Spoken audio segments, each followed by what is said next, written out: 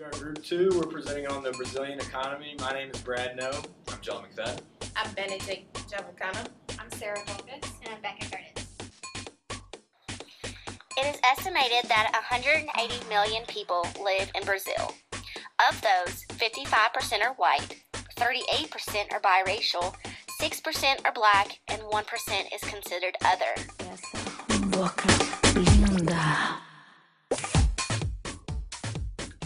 There are 5 main religions that are practiced in Brazil: Catholicism, Protestantism, Jehovah's Witnesses, Eastern Orthodox, and the Church of Jesus Christ of Latter-day Saints. Catholicism plays an essential role in social and political issues throughout the country, which could be the reason why over 70% of Brazil's population practices it, making it the main religion since the 16th century.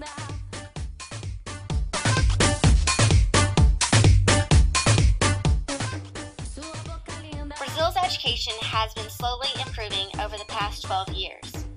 In Brazil, the government plays a large role in the educational investment.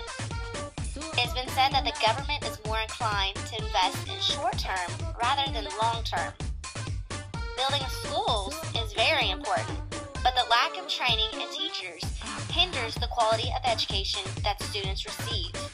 In order for a country to be innovative and grow, it must have a solid foundation in education.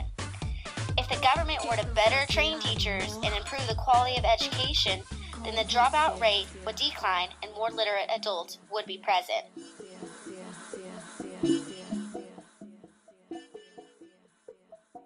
As the 6th largest economy in the world by GDP, the 5th largest country by size, and the 9th largest producer of oil, it is no surprise that Brazil has long been considered a sleeping giant in the world economy.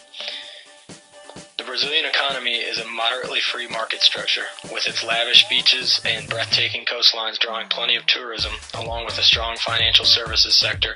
The service industry is the largest factor of the country's GDP, followed by the industrial and agricultural sectors. Its agricultural sector is driven by vast expanses of arable land, resulting in the world's leading exporter of such commodities as sugarcane, coffee, tobacco, orange juice, and tropical fruits. Brazil boasts an incredibly diversified industrial sector, ranging from automobiles and aircrafts to steel and computers.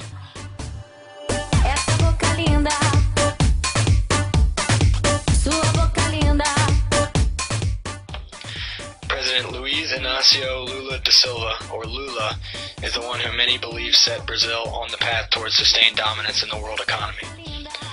Lula began his tenure as Brazil's president with a bang. In 2003, he implemented a massive social reform program, Bolsa Familia, aimed at solving one of the country's biggest problems: poverty and an unequal distribution of wealth. The program gave stipends of $115 a month to poor families who simply sent their children to school and took them to the doctor regularly.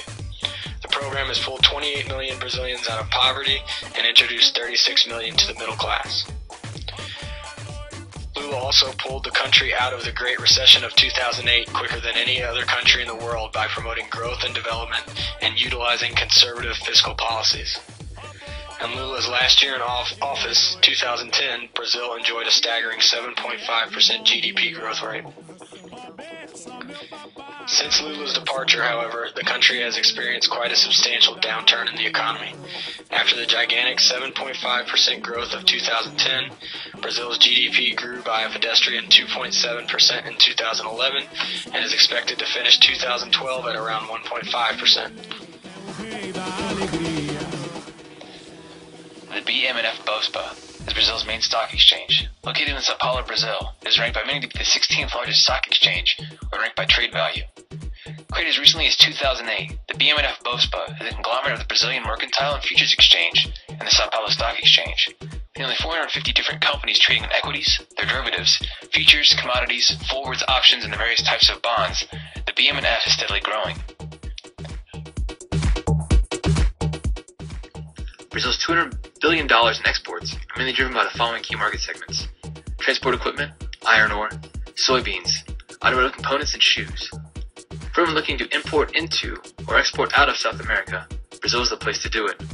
With half of South America's population and an economy that's responsible for half of its wealth, it is worth becoming familiar with the Brazilian system. Boa noite. Ó, bom dia pra quem é de bom dia. The two main types of media used for promotional activities within Brazil are radio and TV distribution.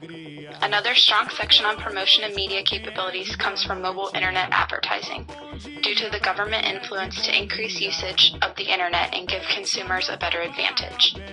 With Brazil growing rapidly as an emerging market, now is the time for marketers to reach as many people as possible. E-marketing is the best way for new businesses to reach the consumers because of the increasing usage in the country. The sophistication of social media and mobile internet usage is reaching the same as US consumers and becoming very advanced. Here is a neat example of non-traditional advertising in Brazil. Marketers have shifted to a multi-phase channel of distribution to reach the most potential customers in this country. As the country becomes rapidly more innovative, electronic channels are becoming more popular as well. With the increased use of technology, buyers are now able to use the internet to purchase goods.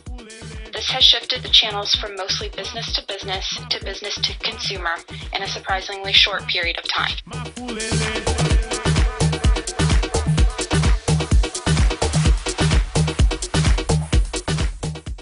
In 2003 and 2004, Brazil ran record trade surpluses and recorded its first current amount surpluses since 1992. Productivity gains, particularly in agriculture, also contributed to the surge in exports, as Brazil in 2004 surpassed the previous year's record export level and again posted a current account surpluses. While the economic management has been good, there remain important economic vulnerabilities.